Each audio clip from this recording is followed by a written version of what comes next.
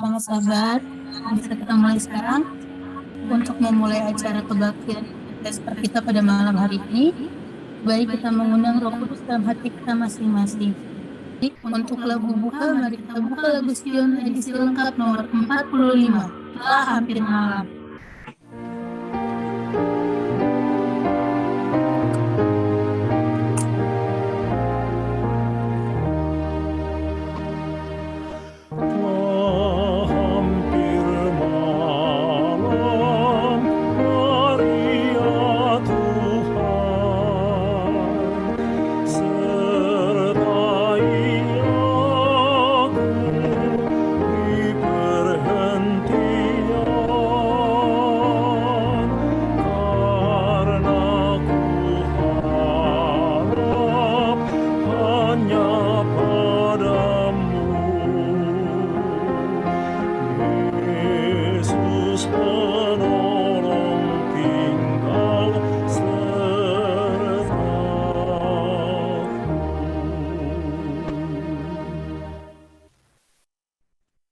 Baik, untuk doa buka, kami undang kesediaan untuk Ibu membawakan doa buka.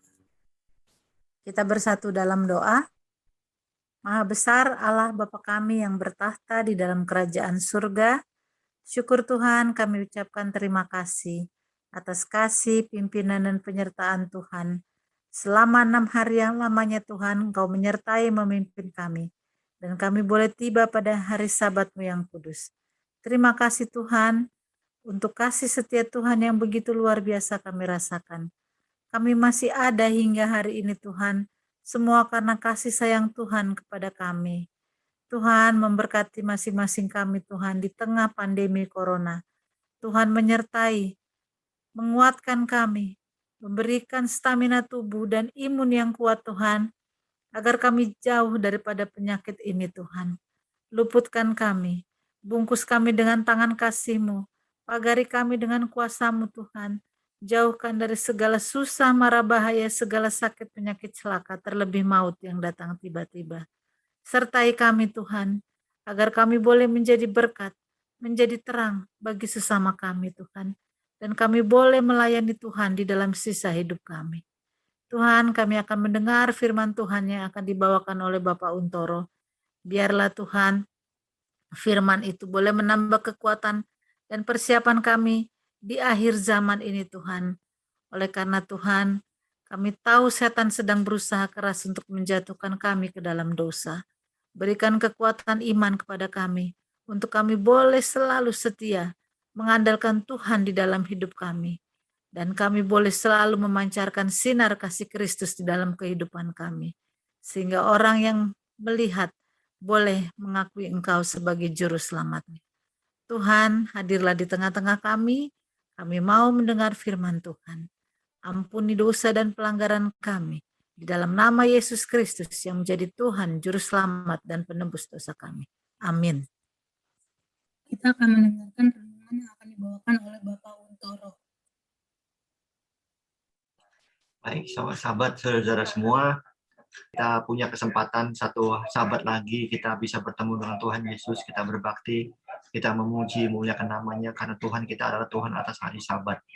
Baik, kita lanjutkan lagi, kita punya pelajaran pada hari ini tentang Daniel 11 ayat 13-19. Lalu untuk kedua kalinya Raja Negeri Utara itu akan mengerahkan sejumlah tentara besar, lebih besar dari yang pertama, dan beberapa tahun kemudian ia akan bergerak maju melawan dia dengan tentara yang besar dan dengan banyak perlengkapan perang. Antiochus III Magnus berperang dengan Persia dan India Utara. Dan Antiochus III ini waktu kalah dengan benefaktor, dia tidak dibunuh, dia melarikan diri ke utara. Tetapi dia datang lagi menyerang setelah 14 tahun, dari tahun 2017 atau tahun 2003 sebelum Masehi. Ia menyerang kembali wilayah Palestina yang dikuasai oleh Mesir, Raja Negeri Selatan, yang disebut dengan Perang Paneus. Antiochus III Magnus, mengapa dia sukses? pada 14 tahun kedua dia datang menyerang. Dia memerangin seorang anak kecil yang baru berumur 5 tahun. Bapaknya Ptolemy V Epiphanes ini mati umurnya hanya 37 tahun. Karena hidupnya dalam kebejatan moral. Pada saat Ptolemy IV ini menang lawan Antiochus pada saat peperangan pertama yang tadi ayat 12. Dia tidak membunuh Antiochus III Magnus. Dibiarin lari. Sehingga dia hidupnya berfoya-foya dengan penuh kebejatan. Yang akhirnya mati umurnya 37 tahun. Itu terdapat dalam Daniel 11 ayat 12 tadi. Kemudian pasukan Antiochus III Magnus ini lebih besar dengan perlengkapannya perang yang luar biasa. Yang dikatakan tadi seperti air bah. Kemudian berikutnya lagi yang membuat dia sukses adalah banyak yang menentang Raja Negeri Selatan. Itu Daniel 11 ayat 14. Banyak sekali. Terjadi pemberontakan di kerajaannya, para bupati berontak. Karena apa? Kesulitan ekonomi, tapi rajanya apa? Berfoya-foya. Pada waktu itu banyak orang akan bangkit melawan Raja Negeri Selatan. Juga orang-orang yang lalim dari bangsamu akan membesarkan diri. Sehingga penglihatan itu menjadi kenyataan. Tetapi mereka akan tergelincir. Banyak orang bangkit melawan Raja Mesir. Termasuk Filipus V, Raja Makedonia, Yunani. Bersekutu dengan Antiochus III Magnus melawan Raja Mesir atau Ptolemy V Epiphanes yang berumur masih 5 tahun.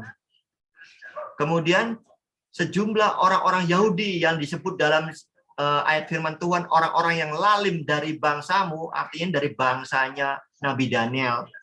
Dia juga mengambil kesempatan. Tetapi Tuhan mengatakan mereka akan tergelincir. Karena dikalahkan oleh Jenderal Skopas. Ini adalah jenderalnya dari Ptolemy V Epiphanes yang masih kecil, yang baru berumur 5 tahun. Jadi Jenderal Skopas ini yang menjalankan tanggung jawab kerajaan pada saat Ptolemy V Epiphanes ini masih kecil. Nah, orang-orang Yahudi ini dikalahkan oleh Jenderal Skopas. Nah, kemudian yang paling mengecewakan lagi, mereka akan tergelincir. Orang Yahudi berpikir mereka menyerang orang-orang Mesir, mereka akan merdeka, dibantu oleh Antiochus III Magnus. Tetapi sungguh berbeda sekali. Antiochus III Magnus menolak menghadiahkan kemerdekaan kepada bangsa Yahudi. Makanya firman Tuhan mengatakan mereka akan tergelincir. Yang disebut tergelincir ini adalah orang-orang lalim dari bangsamu. Orang-orang yang keras, yang melawan dari bangsa Yahudi. Ayat 15 dan 16. Maka Raja Negeri Utara itu akan datang, mendirikan kubu pengepungan dan merebut kota yang berbenteng. Dan tentara negeri selatan tidak akan dapat bertahan. Juga pasukan-pasukan pilihannya sekalipun. Ya, tidak ada kekuatan apapun yang dapat bertahan. Sehingga raja yang menyerangnya akan berbuat sekehendak hati, dan tidak ada seorang pun yang dapat bertahan menghadapinya. Ia akan menduduki tanah permai, dan seluruhnya akan ada dalam kekuasaannya. Di sini dikatakan Raja Negeri Utara atau Antiochus III Magnus akan datang mendirikan kubu pengepungan dan merebut kota berbenteng. Jadi yang disebut kota berbenteng itu adalah kota benteng Sidon. Tahun 203, 14 tahun setelah tahun 217. Ini adalah penyerangan yang kedua, yang lebih besar yang disebut tadi seperti air bah. Tentara pilihan Mesir di bawah pimpinan Europus, Monokles, dan Damosenus gagal merebut kembali. Gagal mengalahkan Antiochus III Magnus. Kemudian salah satu jenderal terbaik dari Ptolemy V Epiphanes yang masih berusia 5 tahun, yaitu Skopas yang menghancurkan orang Yahudi di ayat 14, memegang tanggung jawab dan menyerang Raja Negeri Utara, menyerang Antiochus III Magnus. Namun ia dikalahkan di medan perang. dan mundur ke kota Sidon, di mana ia kehilangan seluruh tentaranya yang berjumlah 100.000 prajurit elit. Makanya dalam nubuatan dikatakan tentara negeri selatan tidak akan dapat bertahan. Juga pasukan-pasukan pilihannya, ya ini pasukan elit, ya sekalipun, ya tidak ada kekuatan apapun yang dapat bertahan, sehingga raja yang menyerangnya akan berbuat sekehendak hati. Jadi walaupun Skopas, jenderal dari Ptolemy dengan pasukan yang elit melawan Antiochus III Magnus, mereka nggak bertahan, hancur semua, bahkan mati semua tentaranya tahun 198 sebelum Masehi. Nah, kemudian Antiochus III Magnus ini membesarkan hati. Raja yang menyerang itu akan berbuat sekehendak hati. Tidak ada seorang pun yang dapat bertahan menghadapinya. Jadi ini lagi di atas angin Antiochus III Magnus ini, Raja Negeri Utara. Pada tahun 198 sebelum Masehi, Antiochus III Magnus yang berhasil merebut tanah Permai, dia merebut juga tanah Permai. Tanah Permai adalah tempat tinggal umat-umat Tuhan, yaitu Yerusalem, Yudea, dan sekitarnya. Dan merebut juga Palestina untuk seterusnya dari kekuasaan Mesir, Raja Negeri Selatan. Ia disambut masuk ke Yerusalem sebagai pembebas dari dominasi Mesir. Jadi dia berkendak seenak hatinya, Antiochus III Magnus ini. Dia mengalahkan Yerusalem. Dia masuk ke Yerusalem. Di sana dia dieluk-elukan oleh orang-orang Yahudi.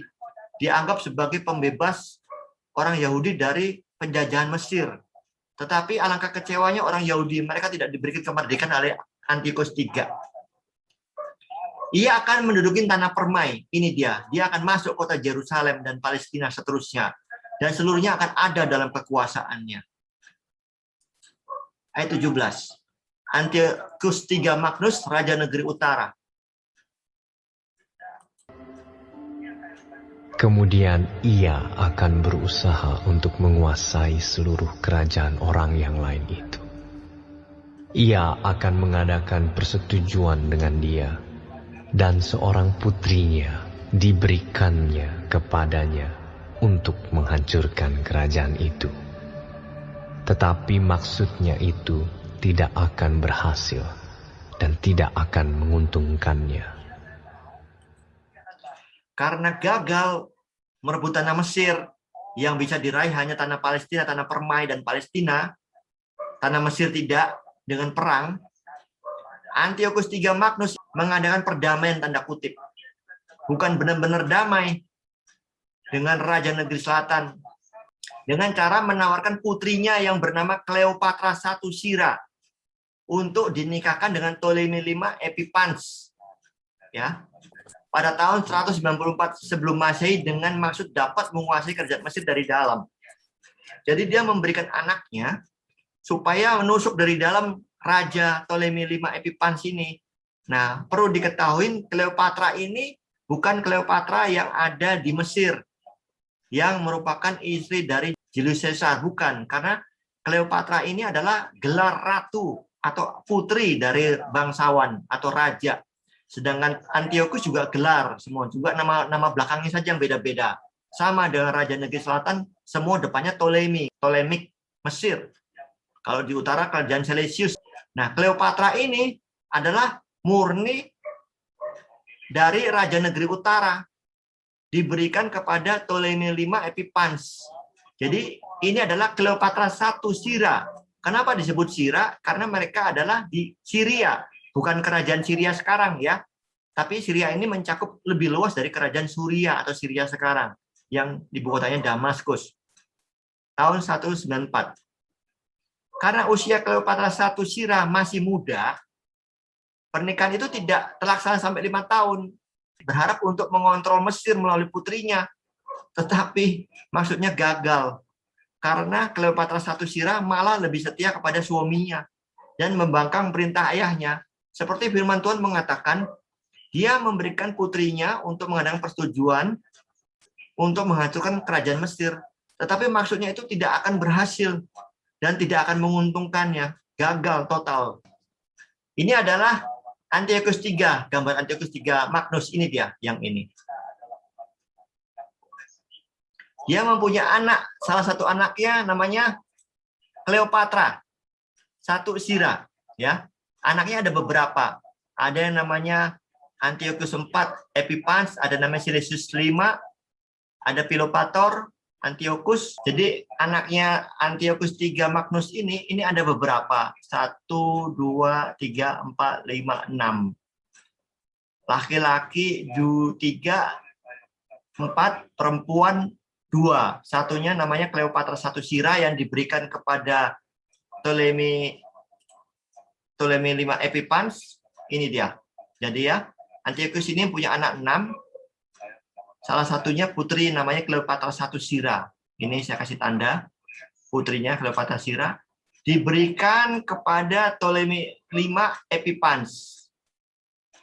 Ini dia.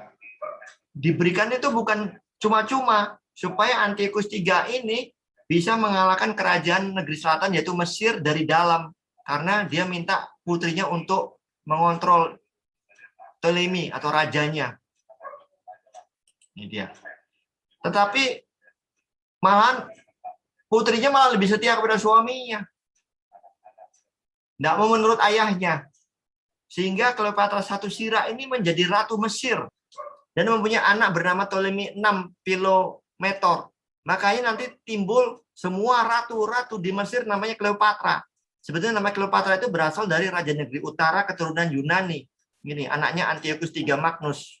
Ada namanya nanti Cleopatra II, ada namanya Cleopatra III, dan ada namanya Cleopatra 4 dan 5 sampai 6. Dan sampai Cleopatra 7, itulah yang terkenal di antara kita selama ini yang namanya Cleopatra, istrinya Julius Caesar. Itu nanti terjadi di tahun 50-an sebelum Masehi sampai 30-an. Jadi nama Cleopatra ini adalah nama gelar ratu, putri, raja. Ayat 18. Lalu ia akan memalingkan mukanya ke tanah-tanah pesisir dan banyak yang direbutnya. Tetapi seorang panglima akan menghentikan penghinaannya itu. Bahkan akan mengembalikan penghinaan itu kepadanya. Sesudah itu, ia akan memalingkan mukanya ke kota-kota benteng di negerinya sendiri. Tetapi ia akan tergelincir dan jatuh, dan tidak akan ditemukan lagi. Oke. Lalu ia akan memalingkan mukanya ke tanah-tanah pesisir dan banyak yang direbutnya. Ia ini adalah Antiochus III Magnus, Raja Negeri Utara, yang kecewa karena gagal di Mesir melalui Cleopatra I Sira putrinya, maka Antiochus III Magnus berupaya mendominasi daerah pesisir dan pulau-pulau di Mediterania Timur, Asia Kecil. Ia menyerang Asia Kecil dan Yunani tahun 192 sebelum Masehi dan sempat merebut sejumlah pulau-pulau di Laut Aegean dan menyeberangi Hellespont. Apakah kita ingat Laut Aegean itu ada apa? Pulau apa? Ada Pulau Patmos di Laut Aegean, di mana Yohanes yang kekasih dibuang di sana dan mendapat khayal tentang kitab Wahyu. Itu Pulau Patmos di Laut Aegean dan menyeberangi Hellespont.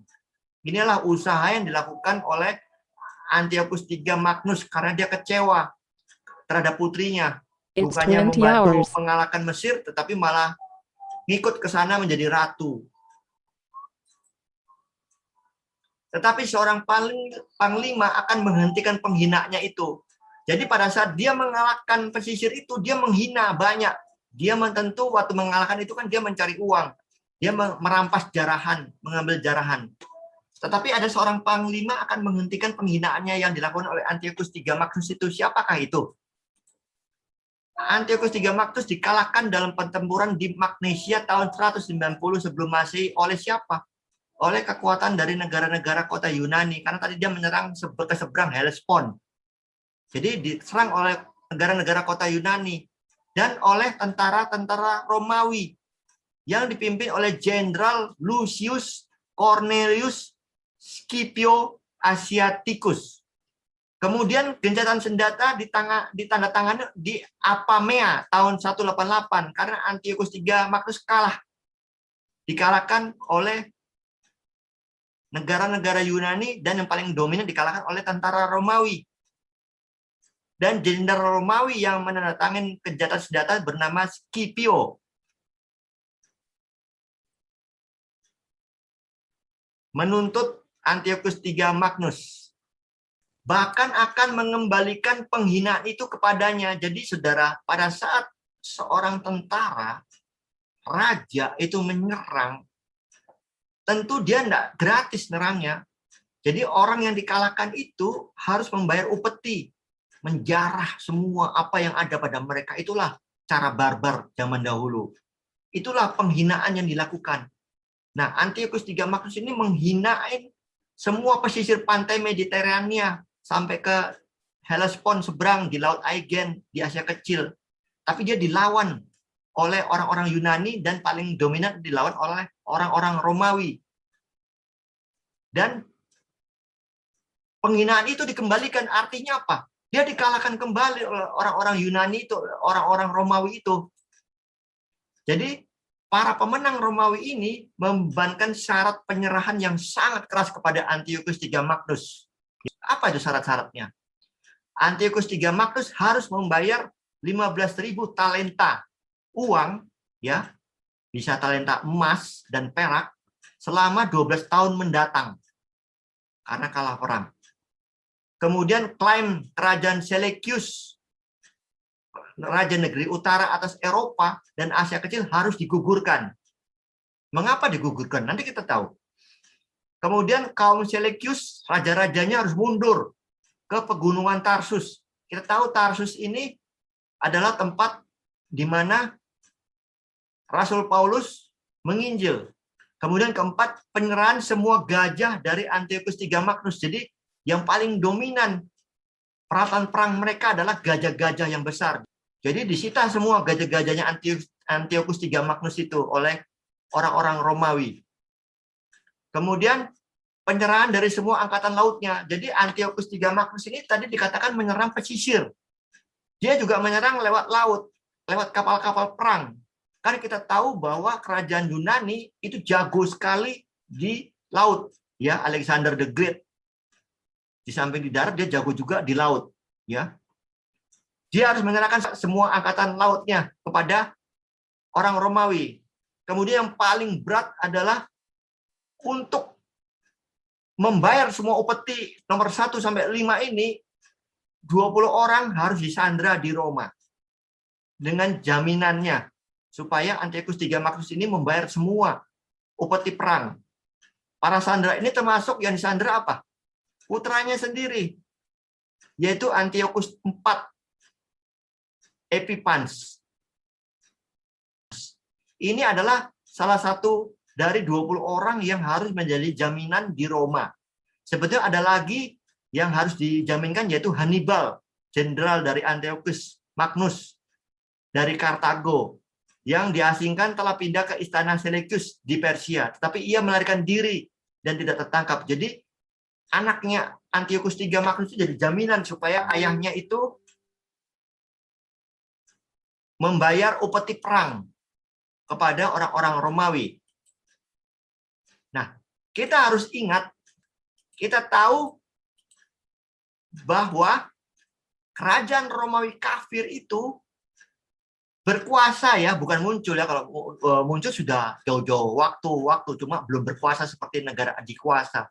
Jadi yang ditulis oleh nubuatan ini adalah saat di mana mereka berkuasa secara powerful, kayak sekarang itu negara adikuasanya. Jadi kita tahu bahwa kerajaan Roma kafir itu mulai berkuasa di seluruh dunia itu tahun 168 sebelum Masehi. Jadi pada saat orang-orang Romawi ini melalui jenderalnya mengalahkan Antiochus III itu tahun 190. Beda hanya beberapa tahun saja. Beda hanya 22 tahun saja. Sebelum seluruh kerajaan Yunani, pecahan dari Alexander itu resmi dikalahkan oleh Romawi kafir. Oleh sebab itu, Antiochus III Magnus dikalahkan oleh orang Romawi, oleh Jenderal Cornelius dan harus membayar upeti perang tahun 190 sebelum Masehi. Ini harus kita ingat bahwa Roma kafir mulai berkuasa secara negara adidaya adalah tahun 168 sebelum Masehi sampai tahun 476 sesudah Masehi. Baru dilanjutkan oleh Roma kepausan. Nah, selanjutnya ayat itu dikatakan ayat 19, sesudah itu ia akan memalingkan mukanya ke kota-kota benteng di negerinya sendiri. Tetapi ia akan tergelincir dan jatuh dan tidak akan temukan lagi. Baik. Jadi Antiochus III Magnus kembali ke tanahnya sendiri di Persia, di Babylon. Dan memaksa rakyatnya untuk memungut pajak guna mengganti kerugian dia yang kalah perang dari orang-orang Romawi itu, karena dia 12 tahun disuruh bayar upeti. Dia wajib bayar karena anaknya disandra sama 19 orang lainnya. Kalau dia tidak bayar, anaknya dibunuh. Dan setelah kalah dari Romawi itu, tetapi pada saat ia ingin mengumpulkan pajak di negeri sendiri di Babylon, ia terbunuh oleh rakyatnya sendiri ketika hendak menjarah suatu kuil di daerah Babylon dekat kota Susan, provinsi Elymais, tahun 187 sebelum Masehi. Makanya dikatakan ia akan tergelincir, jatuh, dan tidak ditemukan lagi. Arti mati. Jadi pelajaran kita hari ini cukup di sini. Nanti kita akan mempelajari ayat 20 yang mana penerus dari Antiochus III Magnus ini adalah anaknya sendiri yang ditawan oleh orang Roma sebagai jaminan. Namanya Antiochus IV Epiphanes. Nanti Antiochus IV Epiphanes ini akan dikalahkan oleh orang-orang Romawi. Jenderal pertama namanya, saya belum sebutkan, tapi jenderal kedua namanya Julius Caesar. Pada saat dia menyerang kerajaan negeri selatan, orang-orang Romawi ini tidak senang dan lebih membela orang-orang Mesir. Sehingga habislah keturunan dari The Great Alexander, raja negeri utara yang terakhir, yaitu lewat Raja Antiochus IV Epiphanes tahun 168 sebelum Masehi. Tetapi raja negeri selatan masih ada, atau yang kita sebut Paro, atau kita sebut lagi Firaun. Jadi malam ini cukup sekian. Saya bawakan semua ini di dalam nama Tuhan Yesus. Amin. Amin. Baik, untuk kita menutup perbaktian malam kita pada malam hari ini, kita buka Lagusion kita, Lagusion nomor 340, Sabat Hari Perhentian. Lagusion edisi lengkap nomor 340, Sabat Hari Perhentian.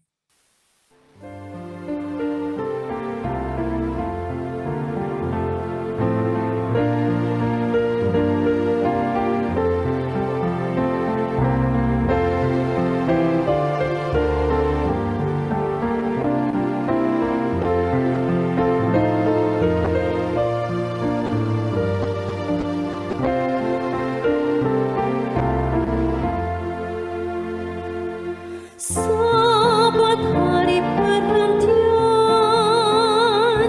yang diberkati Tuhan, hari dijadikannya dan yang disucikannya. Sabat hari perhentian yang diberkati Tuhan, itu menjadi tanda sampai selama-lamanya.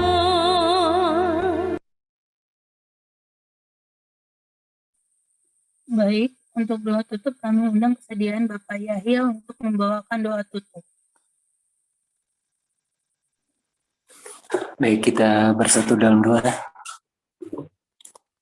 Tuhan Allah Bapa kami yang bertata dalam kerajaan surga, terima kasih Tuhan Engkau sudah memberikan berkat bagi kami, boleh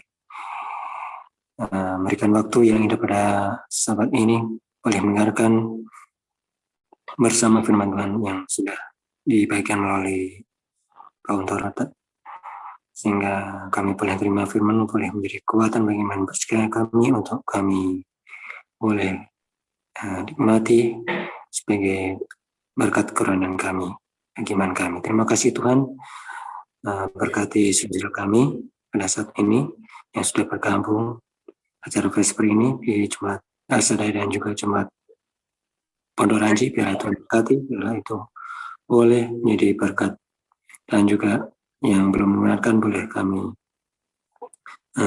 mendapatkan berkat yang sama juga pada saat ini. Terima kasih Tuhan, kami serahkan semua ini dalam tangan Tuhan, dalam nama Tuhan Yesus Selamat kami. Amin. Amin. Amin. Selamat sahabat semuanya. Sahabat di Selamat sahabat Ibu sahabat Weni, semua. ya Pak Jeffrey, Ibu Yahya, Pak Yahya, Ya, selamat Pak Bambang. Selamat sahabat semua, Kak Bu Lele, Sri. siapa Pak di depannya? Yahya, Ya, selamat Winnie, sahabat. Melki, Rachel, Selamat sahabat semuanya. Selamat sahabat. Tuhan berkati sampai Ya. besok ya. Ya, selamat sahabat Pak Jeffrey, Besok ya. Ibu Yahya, Jaga kesehatan, semuanya, Melki ya. juga jaga kesehatan, Melki ya. Ya, Ya, ya. jaga kesehatan.